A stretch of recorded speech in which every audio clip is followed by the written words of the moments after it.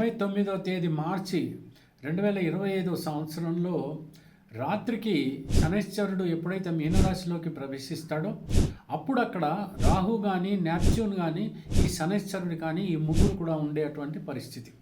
మిగతా గ్రహాల విషయం ఎలా ఉన్నప్పటికీ కూడా ఈ మూడు గ్రహాల కారణంగా ఏమవుతుందంటే ప్రపంచమంతా కూడా అల్లకల్లోలమైనటువంటి పరిస్థితి ఏర్పడుతుంది.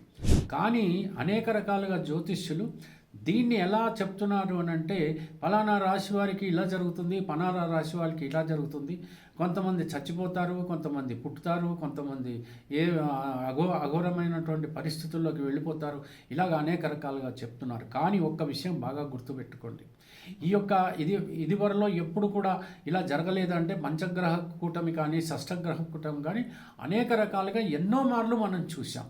వాతావరణ పరిస్థితులకి కొంచెం మనం తల్లడిల్లిపోయామేమో కానీ వ్యక్తిగతంగా పరిస్థితులు మాత్రం తారుమారు ఏమీ కావు. ఖచ్చితంగా దయచేసి భయపడవద్దు.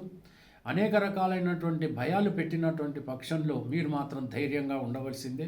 ఏ రాశి వాళ్ళైనప్పటికీ కూడా మేషరాశి నుంచి మొదలుకొని మీనరాశి వాళ్ళకు కూడా మీ వ్యక్తిగత జాతకాలని బట్టే మీకు ఫలితాలు ఉంటాయి. మరణము అనేది మీరు నేను చెప్పగలిగేది కాదు, ఆ భగవంతుడు చెప్పినటువంటి విషయం అది. కాబట్టి మరణం సంభవిస్తుంది అని ఏదైనా జ్యోతిష్యుడు చెప్పారంటే అది నీతి మాలినటువంటి పని. రెండోది ఎథిక్స్, అంటే ఆస్ట్రాలజీలో అది ఎథిక్స్ కానే కాదు.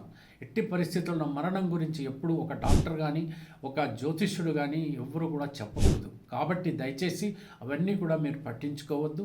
మరణాల ప్రస్తావన వద్దే వద్దు. ఎలా బాగుపడతారు, ఎలా బ్రహ్మాండంగా బ్రతుకుతారు, ఎలా అదృష్టాన్ని పొందుతారు అనేటువంటిది మాత్రమే మీరు అర్థం చేసుకుని ఆ పద్ధతిలో మీరు బ్రతకడానికి ప్రయత్నించండి. ధైర్యంగా ఉండండి. తెలిసింది కదా. సెలవు మరి.